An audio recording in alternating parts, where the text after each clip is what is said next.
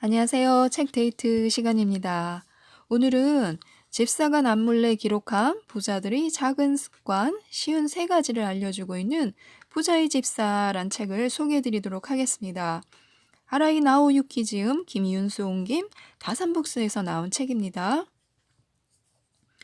책 제목을 제가 읽었을 때 집사라는 표현이 좀 낯설었어요.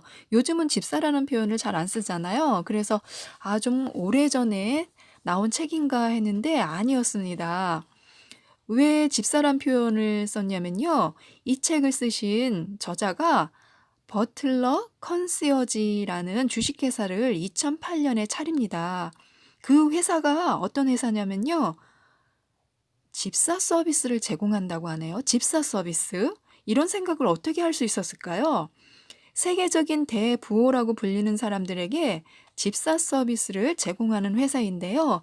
집사 서비스란 부자의 일상생활부터 비즈니스까지 고객의 일거수일투족을 낱낱이 관리하고 모든 요청을 처리하는 일을 맡아서 하는 회사랍니다. 누가 이 서비스를 이용할까 싶었는데요. 이 서비스를 이용하는 고객들은요, 보유자산 500억 원 이상이고요, 연수입 50억 원 이상이라는 조건을 갖춘 톱 클래스로만 구성이 되어 있다고 합니다. 아무나 들어갈 수 있는 게 아니었습니다. 자산이 수십조 원에 이르는 글로벌 회사의 경영자도 있다고 하는데요. 정말 대단하지 않나요? 저는 이런 서비스가 있는 회사가 있다는 것도 신기한데요. 이런 서비스를 또 이용하고 있는 사람이 있다는 것도 신기합니다. 그래서 이분이 이런 서비스를, 집사 서비스를 하면서 부자들을 곁에서 살펴보니까요.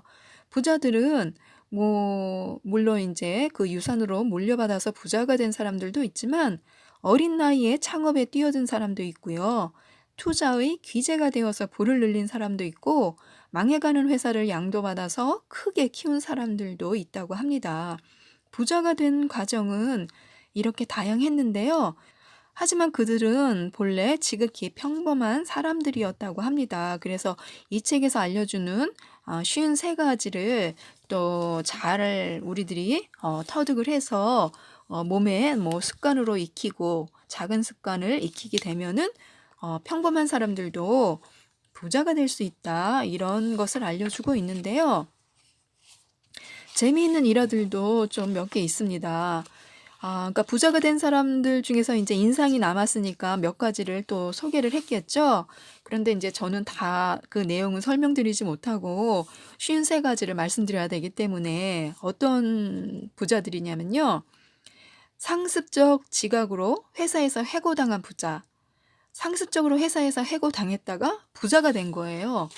또 대학 수업료를 빼돌려 장사를 한 부자. 부모님이 주신 대학 수업료를 빼돌려서 장사를 해서 부자가 되는 사람도 있고요. 또 1조 5천억 원을 번 은둔형 외톨이 부자도 있습니다. 왜 부자들은 인간관계가 좋아야 된다고 하잖아요. 사업을 하려면 서로 도움을 주고 받아야 되기 때문에. 그래서 사람들을 만나고 하는 건데 이 사람은 집안에 콕 처박혀서 1조 5천억 원을 벌었다고 합니다. 어떻게 이렇게 벌 수 있는 걸까요? 또 한 사람은요. 인류 대학을 졸업하고도 수년간 취직을 못하고 있었습니다. 그런데 부자가 되었습니다. 어떻게 부자가 되었을까요? 네, 이런 일들이 이제 또 실려 있고요. 그래서 누구에게나 반드시 부를 거머쥘 기회가 온다는 거예요. 이렇게 평범한 사람들이 부자가 되는 데에는 돈을 대하는 사고와 돈을 마주하는 자세가 달랐기 때문이라고 하는데요. 이 책에서는 1장부터 4장까지 집사가 남몰래 기록한 비밀들을 소개하고 있습니다. 1장에서는요. 집사가 남몰래 기록한 부자의 투자 비결, 또 2장에서는 집사가 남몰래 기록한 부자의 소비 원칙, 또 3장에서는 집사가 남몰래 기록한 부자의 인간관계, 4장에서는요. 집사가 남몰래 기록한 부자의 금전 철학에 대해서 쉬운 세 가지에 대해서 소개하고 있습니다. 첫 번째, 부자의 투자 비결에 대해서 얘기하고 있는데요. 1. 불에 타는 것에는 투자하지 않는다. 불에 타는 것에는 투자하지 않는다. 불을 붙여 타는 상품에는 투자하지 않는다. 실제로 불을 붙여 실험해 본다는 의미가 아니라 머릿속에서 투자하려는 상품에 불을 붙여보고 진짜로 타는지를 상상해 본다는 뜻이다. 즉, 어떤 상황에도 가치가 크게 변하지 않는 투자 상품은 믿어도 된다. 보편적인 가치가 있다고 인정받은 상품에만 투자를 한다는 건데요. 대표적인 게 바로 토지입니다. 건물은 타지만 토지는 절대로 타거나 없어지지 않는다는 거죠. 거기에다가 이제 뭐 금, 백금 이런 것도 좋아하고요. 또 형태가 없거나 애당초 태울 수 없는 것에도 투자를 하는데요. 바로 특허입니다. 특허. 특허와 같은 권리요. 아, 그렇구나. 또 이런 생각이 드시죠? 이 투자 승률은 10%로 한정한다. 부자들은 상품의 가격이 10% 하락할 때 파는 손절매 규칙과 함께 이익을 확장하는 타이밍에 있어서도 나름의 규칙을 정해두고 투자에 임한다. 그러면 일시적 시세의 변동에 휩쓸려 판단이 흐려지는 실수를 막을 수 있기 때문이다. 3. 망설여질 땐 가장 낮은 등급에 투자한다. 선뜻 투자하기가 망설여질 땐 3급을 산다. 1급보다 3급을 살 때 오히려 이득을 볼 가능성이 훨씬 크기 때문이다. 왜 그럴까요? 가장 비싼 집은 프리미엄이 붙은 만큼 경기가 쇠퇴할 때는 그 가격도 하락할 폭이 크다는 거예요. 하지만 반대로 가장 싼 집은 애초에 프리미엄이 붙지 않았기 때문에 하락할 확률도 적다는 거죠. 그래서 가치가 높다고 보는 것인데요. 그래서 부자들은 선뜻 투자하기가 망설여질 때는요, 3급을 산다고 합니다. 4. 가계 결제용 계좌를 따로 만든다. 일단 보통 예금 계좌를 입금용과 결제용으로 이렇게 분명하게 나누면 매달 결제용 계좌에 넣은 금액만으로 살게 된다는 거예요. 그러면 내가 어디에 얼마만큼 지출을 하는지 파악하기가 쉽고요. 낭비도 적어진다고 합니다. 한 달 생활비를 정확하게 계산할 수 있으면 월급에 나온 시점에서 저금이나 투자할 수 있는 돈도 결정할 수 있으므로 자금을 계획적으로 늘릴 수 있기 때문에 그렇다고 하네요. 5. 취미도 일종의 투자라고 생각한다. 취미도 그냥 하는 게 아니었습니다. 투자라고 생각하고 하는데요. 특별한 취미를 만들고 거기에 몰두하다 보면 새로운 인간관계가 생겨서 종종 사업의 기회로 연결되기도 한다고 합니다. 흔하지 않은 취미일수록 그런 동지를 만나면 유대감이 생기고 더 친해질 가능성이 높고요. 또 취미나 놀이에 대한 투자는 의외의 사람과 만나는 기회를 제공하거나 생각지도 못한 인맥을 가져다 주기 때문에요. 취미도 꼭 하나씩은 갖고 있어야 합니다. 6. 남이 권하는 투자 상품은 의심해 본다. 부자의 주변에는 주식이나 채권을 권하는 은행 영업사원이 많지만 그들은 남이 추천하는 상품에는 절대로 선뜻 투자하지 않는다. 게다가 적극적으로 추천할수록 더 많이 의심하고 거절한다. 정말로 자신에게 이득인 상품을 영업사원이 권할 리가 없다고 생각하기 때문이다. 7. 부동산 보는 눈이 시세 차익을 낳는다. 부자들은 집을 소유하는 일에 크게 집착하지 않는다. 현재 가족과 함께 살고 있는 집이라도 높은 가격에 입찰이 붙으면 미련 없이 당장 팔아도 괜찮다고 생각한다. 즉, 부자들은 집을 철저하게 투자 상품의 개념으로 바라보고 생각한다. 그들에게 집이란 곧 투자를 목적으로 한 상품이기 때문에 팔기 쉽고 가격 하락폭이 적다는 조건을 갖추어야만 매입을 결정한다. 특히 부자들 중에는 중고주택을 구입해 리모델링을 한 후 들어가서 사는 사람이 많다. 부자들은 가치가 확실하게 정해진 중고주택을 신축 물건보다 훨씬 더 낮은 가격으로 구입해서 리모델링을 한 후 가격을 높인다. 그래서 매각할 때 개축이나 개장에 든 비용을 제외하고도 이익이 남는다. 8. 돈을 쓸 땐 가격보다 가치를 우선한다. 부자들은 돈을 쓸 때 나는 지금 무엇에 돈을 지불하고 있는가? 내가 돈을 지불함으로써 얻는 가치는 무엇인가? 라고 면밀히 따져본다. 편의점에서 파는 페트병 녹차는 대략 1,500원이다. 반면 동일한 양의 녹차를 고급 호텔 라운지에서 주문하면 1만 원이 훌쩍 넘는다. 호텔에서 녹차를 마시는 일이 무척 비합리적인 소비로 느껴진다. 하지만 부자들은 3만 원짜리 녹차라도 호텔에서 마시면 전혀 아깝지 않게 생각한다. 그들이 돈을 주고 산 건 녹차가 아니라 호텔의 차분한 분위기, 그리고 혼자만의 휴식 시간이다. 부자들은 돈을 쓸 때마다 무엇에 투자하고 어떤 가치를 얻는지 명확하게 인식한다. 9. 자산을 직접 눈으로 확인한다. 부자들이 금이나 백금과 같은 현물을 금고에 직접 보관하는 이유가 있다. 자산의 가치를 실감하기 위해서이다. 직접 금고를 마련해서 자산을 보관하면요, 얼마나 늘고 줄었는지 눈으로 확인할 수 있어서 그렇다고 하는데요. 금을 너무 많이 팔았네? 보충해야겠어. 금 가격 추이에 비해서 너무 많이 가지고 있는데 팔고 백금을 늘려볼까? 이런 식으로다가 생각을 하면서 자산을 시각화한다는 거예요. 그러면서 자산 균형이 나빠질 때마다 바로바로 대응을 하고요. 그러므로 인해서 또 일에도 동기부여가 된다고 하는데요. 우리들도 집에다가 작은 금고 하나씩 들여다 놓고 좀 응용해서 해볼 수가 있을 것 같습니다. 정말 부자들처럼 큰 금고는 아니어도 작은 금고 있잖아요. 그거 하나씩 들여다 놓고 부자들처럼 동기부여를 시키면서 수입을 늘려볼 수도 있을 것 같다는 생각을 했는데요. 금고, 또 금고가 있네요. 10원짜리 동전의 가치를 안다. 비교적 안전하다고 여겨지는 나라들의 화폐를 다양하게 구입하면 리스크를 최소화할 수 있다. 10원짜리 동전을 소중히 여기는 부자들의 자세를 통해 언제든 자국의 화폐도 가치를 잃을 수 있다는 점을 인지하고 투자에 신중을 기하도록 하자. 11. 로우 리스크 하이 리턴은 얼마든지 있다. 모두 가격이 오르지는 않지만요, 부자들은 기념주화를 안정적인 투자 상품이라고 이렇게 믿고 있다고 하네요. 기념주화.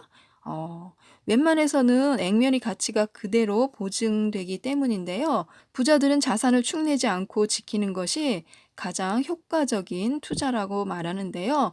그래서 가격이 오르는 투자 상품 못지않게 가치가 하락하지 않는 투자 상품에도 관심을 갖는다고 합니다. 12. 최고의 투자는 절약이다. 부자들은 자산을 모으고 늘리는 것보다 불필요한 지출을 줄이는 일이 훨씬 더 중요하다고 입을 모아서 말한다고 하는데요.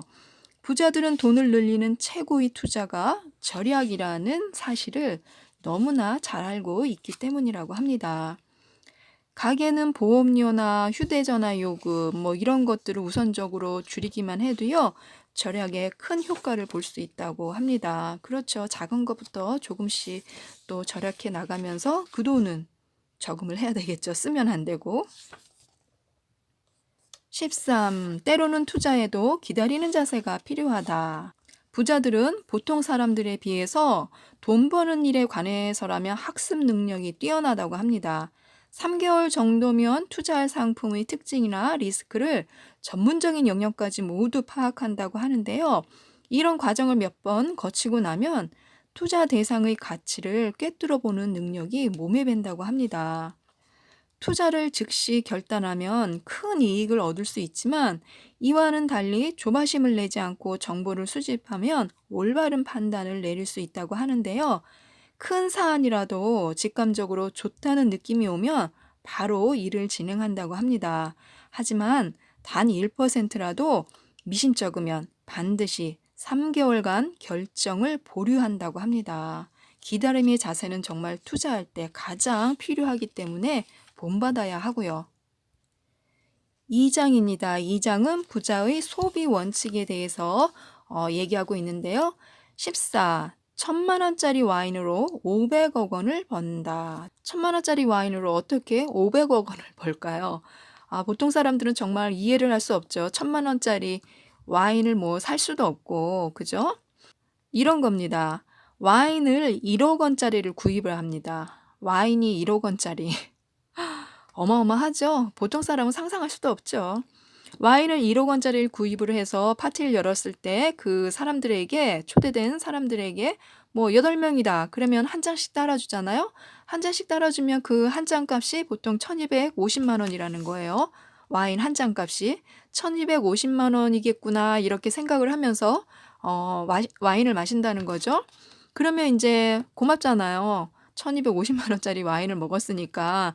그래서 그 감사한 마음을 갖다가 손님들이 기억을 했다가 나중에 보답을 한다는 거예요. 뭐 일이 비즈니스가 성사가 돼가지고 더 큰 돈으로 돌아온다는 겁니다. 이렇게 와인 파티를 열어서 새로운 거래처를 얻었고, 그래서 매출이 1년 만에 500억 원을 돌파했다는, 그래서 이제 1000만 원짜리로 500억 원을 벌었다. 이런 이제 에피소드를 또 실어 놓은 것입니다. 15. 모든 확률을 운에 맡기지 않는다. 모든 확률을 운에 맡기지 않는다. 지금 바로 할 수 있는 모든 수단을 총동원하여서 성공 확률을 높여야 한다는 뜻인데요. 해야 할 일을 모두 한 다음에는 이제는 정말 운에 달렸다. 이렇게 생각을 하라는 것입니다. 반대로 말하면 결국 마지막에는 운에 맡길 수밖에 없기 때문에 사람이 할 수 있는 일은 모두 다 한다는 게 부자들의 합리적인 운 경영 방식이라고 합니다. 운에 맡기는 것도 내가 할 수 있는 최대한의 노력을 총동원해서 한 다음에 더 이상 할 게 없을 때 이제는 정말 운이다. 하늘에 맡긴다. 그게 바로 운 경영 방식이라고 합니다. 부자들은 성공 확률을 높이기 위해서 온갖 수단을 다 동원하고 자신의 힘으로 운을 끌어올려 성공을 거두었을 때 가장 기쁘고 보람찼다고 이야기를 한다고 하네요. 그렇죠. 최선의 노력으로 성과를 냈을 때 가장 기쁘잖아요. 16. 잘 아는 분야에만 투자한다. 부자들은요, 투자처를 선정할 때 다른 사람의 추천이나 판단에 의존하지 않고요, 오직 자신과의 연관성만을 중시한다고 합니다. 자신의 경험에 비추어서 이거라면 성장할 가능성이 있다. 이렇게 피부로 느낀 분야에만 투자했다고 합니다. 부자들은 자신과 인연이 있고 신뢰가 탄탄한 사람들에게도요, 투자를 아끼지 않고요. 사람을 키운다고 하잖아요. 그렇다는 거죠. 17. 어렵고 복잡한 일을 심플하게 만든다. 부자들은 매사에 심플함을 아주 중요시하는데요. 복장이나 인테리어도 심플한 디자인을 선호하고요. 일하는 것에 있어서도 어렵고 복잡한 것을 최대한 심플하고 알기 쉽게 제공해서 시간 절약을 하는 거겠죠. 그죠? 행동도 그렇고. 18. 본업 이외의 일은 시간을 사서 해결한다. 그래서 이제 이렇게 집사님들이 필요한 거죠. 본업 외의 일은 돈을 주고 시간을 사는 거죠. 자신이 해야 할 일들을 대신 해줄 수 있도록. 그래서 집사가 필요한 거였네요. 부를 쌓으려면 시간을 계속 사야 하는데요. 직장에 다니면서 10억 원을 모으는 일은 절대로 꿈 같은 이야기가 아니라고 합니다. 그런데 일을 30년에 걸쳐 평생을 버느냐 아니면 1년 안에 버느냐에 따라서 자신이 가지는 부의 규모가 달라진다는 거죠. 10억 원을 1년 안에 벌기 위해서는 모든 시간을 자신이 꼭 해야 하는 일에만 써야 하는 거고요. 집중이 필요한 거죠. 19. 살 수 있을 때 일시불로 산다. 일시불로 산다. 부자들은 계속 지불해야 하는 돈에 무척 민감한데요. 반드시 발생하는 지출도 최대한 줄이려고 노력을 한다고 해요. 앞으로도 지금처럼 돈이 들어온다는 보장이 없다고 생각하고 절약을 하고 저축을 하는데요. 그래서 부자들은 무엇이든 살 수 있을 때 일시불로 현금으로 금액을 처리한다고 합니다. 그러면 좀 깎아주잖아요. 그런 것도 있기 때문에 현금을 일시불로 지불을 해서 물건이나 뭐 사고 싶은 걸 산다는 거죠. 20. 철저한 낭비는 더 큰 불을 부른다. 철저한 낭비는 더 큰 불을 부른다. 낭비는 낭비인데 이 철저한 낭비라는 게 무슨 말일까요? 어중간한 낭비는 엄격하게 삼가하는 반면에는요, 철저한 낭비는 일부러 하는 경우가 많다고 합니다. 철저하게 계산된 낭비가 새로운 만남이나 비즈니스 기회로 이어져서요, 더 많은 부를 끌어들인다는 그런 사실을 알고 있기 때문이라고 하는데요. 이런 거예요. 가령 그림을 아주 좋아해서 고가의 그림을 막 수집을 하잖아요. 그러면서 이제 그림들이 많아지니까 수집에만 머물지 않고 화랑까지 여는 거죠. 화랑을 열어서 운영을 합니다. 그러면 이제 고가의 그림들이니까 아무래도 돈이 좀 있는 사람들이 오겠죠? 그러면서 이제 그림에 대해서도 얘기하고 이런저런 얘기하고 친해지다 보면은 어떻게 되겠습니까? 서로 신상 정보나 비즈니스에 대한 이야기를 꺼내겠죠. 어떤 일을 하시나요? 저는 병원을 경영하고 있습니다. 이런 식의 대화가 자연스럽게 오간다는 거죠. 20일, 땀 흘려 번 돈으로는 사치하지 않는다. 정말 땀 흘려서 돈을 벌면 그 돈은 아까워서 못 쓰잖아요, 우리들도. 하지만 길에서 10,000원 주우면 금방 쓸 수 있죠. 꽁돈이니까 뭐 사 먹으려고 당장 그런 생각을 갖잖아요. 이 부자들도 일해서 번 돈으로는요, 절대로 뭐 보석이나 사치품 등 그런 걸 사지 않는다고 합니다. 더 많은 이자를 받고 투자를 늘려야 한다고 생각하기 때문이죠. 그만큼 자신이 땀 흘려 번 돈은 소중하게 모아서 개인 자산이나 사업 자금으로 빼놓고 꾸준하게 돈을 불려간다고 하네요. 22. 크게 벌기 위해 리스크를 피하지 않는다. 리스크를 피하기만 하면 단지 순수한 노동으로 얻는 돈에만 집중하게 되어서 더 큰 성장을 기대할 수 없다고 합니다. 새로운 사업에 도전하거나 직원 수를 늘려서 더 크게 성장할 수 있는 일에 투자를 해야 돈을 번다는 건데요. 우리들도 돈을 자신에게 투자를 해야 되잖아요. 자격증 취득이나 어학 공부 또 뭐 업계 모임에 참석해서 인맥을 넓히는 일, 그런 자기 투자에는요, 망설임 없이 돈을 쓰는 자세를 가져보라고 합니다. 23. 번 돈의 10%는 기부한다. 사람에게는요, 아무리 노력해도 안 되는 일이 있고요. 또 운에 의해서 좌우되는 그런 상황도 솔직히 많다고 합니다. 그래서 부자들도 솔직히 내가 이 자리에 있는 것은 다 운이 좋아서라고 생각해. 이런 말들을 하잖아요. 그런 게 꼭 있다는 거죠. 그런데 그 운은 돌고 돌아서 이 사람에게도 가고 저 사람에게도 가고 그러다 보면 나한테도 오기 때문에 그 운을 독점해서는 안 된다고 생각하는 거죠. 내가 혼자서 독점한다 그렇게 욕심을 부리면은 결국에는 그런 욕심으로 인해서 좀 뭐랄까 뭐 안 좋은 일도 생기고 그럴 수 있기 때문에 운이 없는 사람들에게도 내 운을 조금이라도 나누어 준다 이런 마음을 가지고 기부를 한다는 거예요. 그래서 내가 번 돈의 10%는 기부를 해야 자신도 마음이 편하고 돈이 돌고 돌아서 다시 나한테 돌아오고 운이 운을 번다 뭐 이런 거겠네요. 24. 원가를 계산해 물건의 진가를 따진다. 부자들은 돈을 쓸 때마다요, 상품이나 서비스의 원가를 철저하게 계산한다고 합니다. 아까 보셨죠? 1억 원짜리 그 와인 8명이 한테 이렇게 1억 원이다 하고 따라주면은 마시면서 1250만 원짜리 마시고 있네. 뭐 우리들도 그렇게 생각을 하지만요. 부자들은 돈을 쓸 때마다 상품이나 서비스의 원가를요, 철저하게 계산한다고 합니다. 물건을 구입하는 수고까지 계산한 뒤에 분명하게 납득하고 그리고 나서야 돈을 지불하는 것이 부자의 소비 스타일이라고 합니다. 부자들은 공통적으로 가격을 꼼꼼하게 따지는 그런 소비 의식이 철저하고요.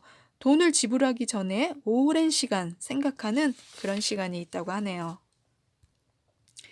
25. 9,900원이라는 숫자 노름에 속지 않는다. 9,900원. 부자들도 그러나요? 여러 가지 상품에 99,900원, 9,900원, 980원이라는 가격을 붙여 팔지만 실제로는 10만 원, 1만 원, 1,000원과 차이가 없다는 거죠. 아는데도 참 이게 잘 안 돼요. 그죠? 그 100원. 다 아는데 우리가 이게 상술이라는 거. 소비자는 판매자의 숫자 노름에 넘어가 왠지 싸게 산다는 느낌으로 무심코 지갑을 연다. 하지만 부자들은 대개 절대적인 금전 감각의 소유자들이기 때문에요. 오늘만 80% 할인, 이런 영업 멘트에는 넘어가는 법이 없다고 합니다. 일반적으로 우리들은 지금 사지 않으면 손해인데? 이렇게 생각해서 다시 돌아가서라도 사잖아요. 그런데 이런 생각에 쓸데없이 많이 사게 되거나 필요 없는 물건까지 사게 되기 때문에 부자들은 그런 어리석은 소비를 하지 않는다고 합니다. 26. 벌기보다 쓰기가 더 어렵다는 사실을 안다. 고가의 물건을 살 때에만 돈의 의미와 가치를 따지지 않는다. 몇천 원짜리 물건을 살 때도요, 아주 깊이 생각한 다음에 지갑을 연다고 합니다.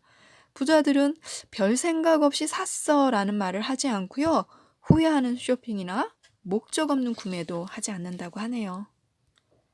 3장입니다. 부자의 인간관계. 집사가 남몰래 기록한 부자의 인간관계. 27. 사람을 사귈 땐 손익을 계산하지 않는다. 당장의 손익이 아니라 이 사람이 좋다, 이 사람이 싫다, 이런 것을 교제의 기준으로 삼으면요, 인간관계도 오래 유지할 수 있다는 의미인데요. 그래서 부자들은 처음 누군가를 만나 이야기할 때에도 드러내놓고 이렇게 손익을 계산하는 법이 없다고 합니다. 손익으로 엮인 사람들은 내가 재산을 잃거나 어려운 상황에 처했을 때 바로 뒤돌아서 떠나버리기 때문이죠. 하지만 진실로 마음이 맞는 사람이라면 재산의 증감과 관계없이 정말 관계를 유지하고 도움을 받을 수 있다는 거죠.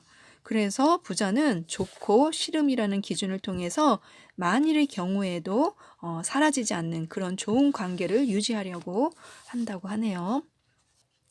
28. 관계가 의심되면 무리한 부탁을 해본다.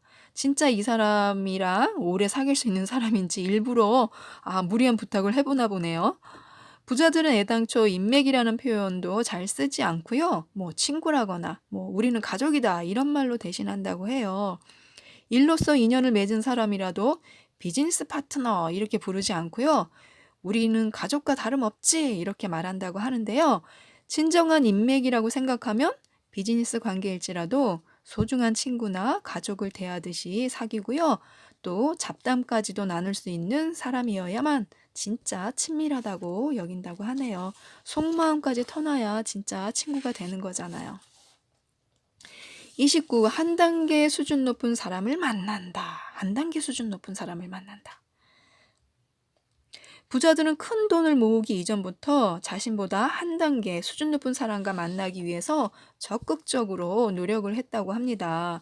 진짜로 부자가 되기 위해서는요, 자신보다 더 높은 사람들이 나를 끌어줘야 할 때가 반드시 온다는 거죠. 부자가 된 사람들은 애당초 자신을 높게 평가하고 어떤 일에 겁을 먹는 경우가 없다고 합니다. 부자들은 젊은 시절부터 나는 더 높이 올라갈 사람이야. 이 자리에 머물 인재가 아니지. 이렇게 생각을 했다고 하네요. 그래서 높이 올라갔나 봅니다.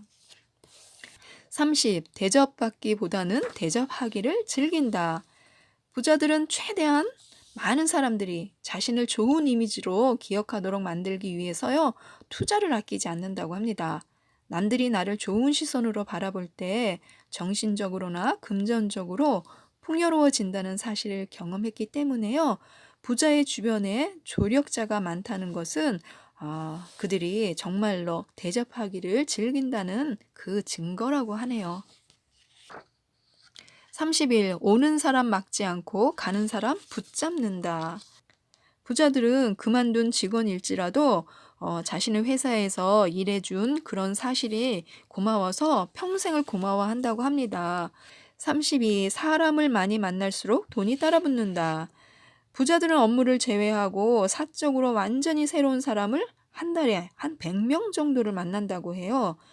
그래서 회사 명함과는 별도로 개인용 명함을 제작해서 가지고 다니는데요. 개인용 명함에는 회사 이름이나 직함이 없고요. 그냥 단순하게 이름이나 메일 주소, 전화번호 등 최소한의 연락처만 간략하게 적어놓고 가지고 다닌다고 합니다.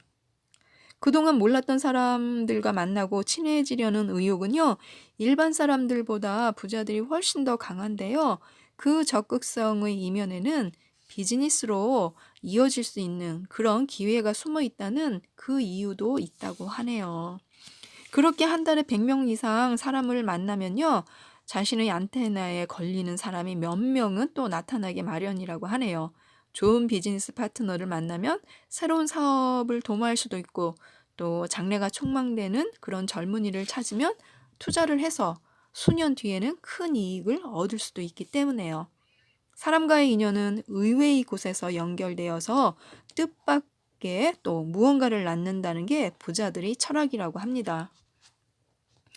33. 명함이 필요 없는 인간관계가 진짜다.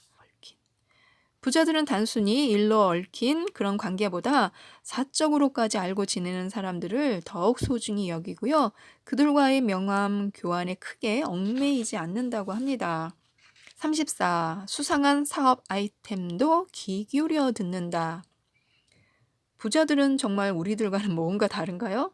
신뢰가 가고 알기 쉬운 사업 이야기보다는요, 오히려 수상하고 이상한 일에 더 흥미를 갖는다고 합니다.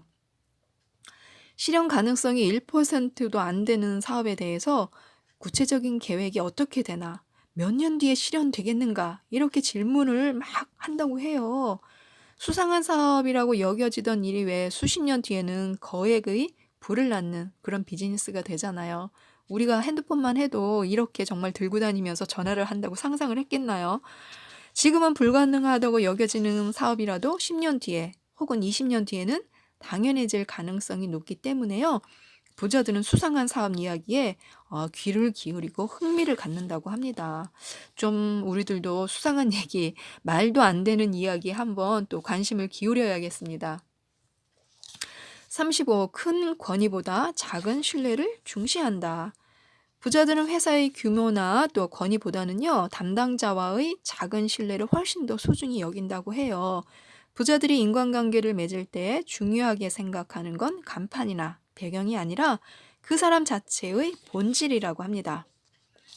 36. 결정적인 순간에는 자기 돈을 쓴다.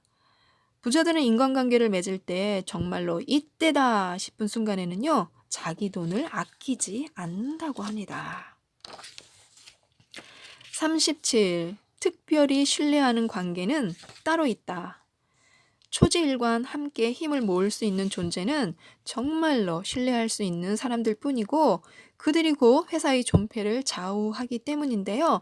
그런 사정을 잘 알기 때문에 창업을 할 때에는 함께 어려움을 헤쳐나갈 수 있는 사람을 선택하고, 그 이후에는 자신의 대리인으로 세워서 신뢰를 증명한다고 합니다.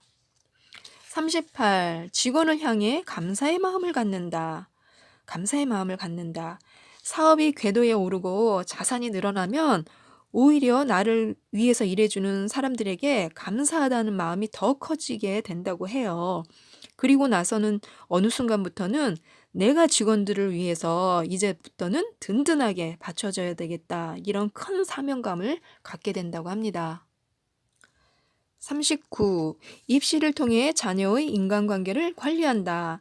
부자들이 명문 학교에 얽매이는 진짜 이유는요, 자녀들이 어린 시절부터 유익한 인맥을 쌓게 하기 위해서라고 합니다. 4장입니다. 부자의 금전 철학. 집사가 남몰래 기록한 부자의 금전 철학은 무엇일까요? 40. 불경기가 되면 오히려 기뻐한다. 왜 기뻐하냐면요, 지금이야말로 살 때, 놀 때라고 생각을 하는데요. 불경기가 되면 물건이나 서비스 가격이 그만큼 떨어지잖아요. 좋은 물건을 싸게 손에 넣을 수 있는 기회라서 그렇다고 합니다. 아, 그렇구나. 부자들은 또 이렇게 다르게 생각을 하네요. 불경기가 오면 세상의 분위기에 압도되어서 지금이 살 때라는 생각을 하지 못하잖아요. 일반적인 사람들은. 반대로 경기가 좋아지면 경기가 좋아지나 보다, 이래서 조금 사치를 부려도 되겠지? 이런 마음에 쓸데없는 낭비를 일삼는다고 하는데요. 부자들은 반대로 사고한다고 합니다. 경기가 좋을 때는 자금을 축적하고, 불경기가 되면 먼 미래에 가치와 이득을 창출하는 물건들을 사들인다고 하네요. 41. 1위 물건에서 10배의 가치를 얻는다. 1위가 가지는 가치는 2위나 3위와 비교할 수 없을 만큼 크기 때문에요. 무슨 일이 있어도 최고만을 추구하는 부자들은 1위를 통해서 10배 넘는 감동과 가치를 창출한다고 합니다. 42. 투자 상품은 10년 주기로 생각한다. 부자들은 30년 뒤 미래를 상상하고요. 10년 후에 최대의 이익을 얻기 위해서 지금 해야 할 일을 판단한다고 합니다. 그래서 장차 이루고 싶은 꿈이 있다면요. 눈앞의 작은 과실보다 10년 뒤에 맺을 풍요로운 열매를 위해서 부지런히 움직여야 한다고 해요. 이 순간에는 성과를 얻지 못하더라도 기술이나 정보력을 높이거나 유익한 인맥을 형성한다면 언젠가는 나에게 큰 이익으로 돌아올 수 있기 때문에요. 네, 10년 뒤에 맺을 풍요로운 열매를 위해서 부지런히 움직여 봅시다. 43. 속도가 곧 돈을 낳는다. 새로운 사업을 시작할 때도 부자들은요, 속도를 중요시한다고 하는데요. 빠르게 일을 벌이고 싶으면은 자신이 하고자 하는 사업 분야에서 이미 기반을 갖춘 회사를 인수해 버린다고 해요. 합병이라고 하죠. 왜냐하면 시간을 벌 수 있기 때문에요. 시간을 잃는다는 것은 그 시간 안에 얻을 수 있는 기회도 잃는 것이다 라고 생각을 한다고 해요. 그래서 3년이면 누구나 할 수 있는 일을 부자들은 단 한 달 만에 모두 이루어낸다고 합니다. 부를 창출하는 원천이 속도라는 것을 너무나 잘 알고 있기 때문에요. 그렇다고 하는데 갑자기 가장 빨리 부자 되는 법, 이 책이 생각이 나네요. 44. 절대로 돈을 빌려주지 않는다. 부자들은 누가 와서 돈을 빌려달라고 하면 그 사람이 믿을 수 있는 사람이면은 그냥 돈이 생기면 갚게 이렇게 말하면서 돈을 그냥 줘버린다고 합니다. 왜 그럴까요? 아무한테나 돈을 빌려주지 않는다는 건데요. 기한 내로 돌려달라는 말을 들었는데 돈을 갚지 못할 상황이 되면 도망치고 싶어질 것이다. 하지만 돈이 생길 때 갚으라고 하면 굳이 도망칠 필요가 없다. 게다가 아무런 담보도 없이 무기한으로 돈을 빌려준 부자가 고마워서 더욱 노력할 것이다. 부자는 거기까지 내다보고 돈을 융통하고 있었다. 45. 돈 버는 일은 수행의 연속이다. 돈이 많으면 무엇이든 할 수 있기 때문에 오히려 철저히 더욱 자신을 통제해야 한다고 합니다. 돈을 유지하고 늘리기 위해서는요, 모든 유혹을 이겨내는 강인함과 매 순간 자신을 관리하는 각오와 의지가 필요한데요. 그 각오와 의지가 작은 부자와 큰 부자를 결정한다고 합니다. 그래서 부자가 되고 부자의 자리를 지킨다는 것은 기나긴 수행의 과정이라 해도 과언이 아니라고 하네요. 46. 떳떳한 돈이 아니면 취하지 않는다. 떳떳한 돈이 아니면 취하지 않는다. 자신의 일에 대해서 책임과 믿음을 가지면요, 사업을 크게 키우고 자산도 더 많이 쌓을 수 있다고 하는데요. 떳떳하지 못한 돈을 벌면 이내 그 열정도 사라진다고 합니다. 47. 지갑에 얼마가 있는지 항상 파악한다. 지금 자신의 지갑에 얼마가 있는지 딱 이렇게 정확하게 알 수 있는 분 있나요? 저도 잘 모르는데 부자들은 놀랍게도 항상 지갑에 얼마의 돈이 들어있는지를요, 정확하게 안다고 합니다. 지갑은 가장 가까이에 있는 자산인데요. 내가 소지한 돈을 분명하게 파악하는 일은 자산 관리의 기본 중에 기본이기 때문에요. 적은 돈일지라도 놓치지 않고 제대로 관리해야 큰 돈도 잘 관리할 수 있기 때문에요. 지갑 안에 돈이 얼마 있는지는 꼭 파악하고 계시기 바랍니다. 48. 사는 곳이 부자를 만든다. 사는 곳이 부자를 만든다. 자신이 몸담고 있는 환경에 따라 자신의 품격 또한 달라진다고 하는데요. 매일 부자의 기운과 영향을 한껏 받으면 우리의 인생도 크게 달라진다는 거죠. 큰 부자를 손에 넣고 싶다면 당연히 수준 높은 환경으로 뛰어들어야 하고요. 집이나 회사처럼 오래 머물러야 하는 공간이라면 더더욱 그렇다고 합니다. 부자들은 환경의 중요성을 누구보다도 절실히 알고 있기 때문에요. 자신의 지위나 수준을 높이는 수단으로서 집이나 회사의 위치를 결정한다고 합니다. 49. 큰돈보다 잔돈을 소중히 여긴다. 왜 이체 수수료 같은 거 있잖아요. 그런 것도 아낀다는 거죠. 부자들은 계속 지불해야 하는 돈에 아주 민감하게 반응을 하는데요. 매달 뭐 전기세가 나가는 그 에어컨 뭐 또 전구 이런 것도 값을 더 주고서라도 에너지 효율이 높은 것으로 구입한다고 합니다. 일시적으로는 지출이 늘지만 매달 전기세를 삭감하는 편이 멀리 볼 때는 더 이득이라는 거죠. 그래서 우리들도 적은 돈이라도 계속 쌓이면 부자가 된다는 사실을 잊지 말고요. 잔돈에라도 집착을 하라고 하네요. 50. 행동하지 않으면 부를 얻을 수 없다. 행동하지 않으면 부를 얻을 수 없다. 저는 이 책에서 이 50에 소개된 글이 가장 중요하다고 생각을 했습니다. 이런 거예요. 어느 날 부자가 이 집사님한테 원하는 연수입을 종이에 적어보세요. 이렇게 얘기를 했대요. 그래서 1억 원을 적을까? 10억 원을 적을까? 100억 원을 적을까? 이렇게 생각을 했대요. 그런데 아무래도 이제 부자가 적으라고 하니까 부자 앞에서 1억 원 적고 10억 원 적기는 좀 그렇잖아요. 그래서 100억 원이라고 적었다고 합니다. 연수입을 100억 원. 이 집사님이 적은 금액을 보면서 또 두 번째 질문을 던진 거예요. 그러면 자네는 100억 원을 얻기 위해 지금 무엇을 하고 있나? 너무 정말 우리한테 필요한 질문 아닌가요? 자신한테 필요한 질문. 그죠? 저는 우리가 항상 부자가 되고 싶잖아요. 그래서 1년에 내가 연봉 1억 원이 됐으면 좋겠다. 10억 원이 됐으면 좋겠다. 이렇게 됐으면 좋겠다 생각을 하는데 거기에 걸맞게 지금 그 돈을 얻기 위해서 무엇을 하고 있느냐는 거죠. 어떤 노력을 하고 있느냐는 거죠. 그 노력을 매일 뭐 목표를 공책에 쓰고 목표를 말로 하고 정말로 하고 있느냐는 거죠. 보물지도를 만들어서 실행을 하고 있느냐는 거죠. 그래서 같은 돈을 얻고 싶다고 마음먹어도 실제로 그 돈을 벌기 위해 노력하는 사람과 그냥 돈이 있으면 좋겠다고 생각만 하는 사람은요, 큰 차이가 있다는 거죠. 이 차이가 부를 끌어당기느냐 아니냐를 결정한다고 합니다. 구체적인 행동을 불러일으키려면 진심으로 큰 돈을 얻고 싶다는 그런 신념이 필요한데요. 어떻게 하면 10억 원을 벌 수 있을까 진지하게 생각하기 시작하고요. 어제와 똑같이 일을 해서는 안 된다는 그런 결론에 도달할 수 있도록 진지하게 생각하라고 합니다. 그러면은 그 다음에는 10억 원을 벌기 위해서 내가 구체적인 행동을 어떻게 해야지 이런 이제 생각들 그런 것들이 떠오르고요. 그러면서 회사에 새로운 사업을 제안할 건가 아니면 회사를 그만두고 창업을 할 건가 이런 구체적인 행동 계획까지 나온다고 합니다. 10억 원을 벌기 위해서는 어떤 행동을 해야 할까? 나는 어떤 행동을 하고 있고 어떤 노력을 할 수 있을까? 한번 이렇게 적어보시기 바랍니다. 50일 돈이 갖고 싶다고 솔직하게 말한다.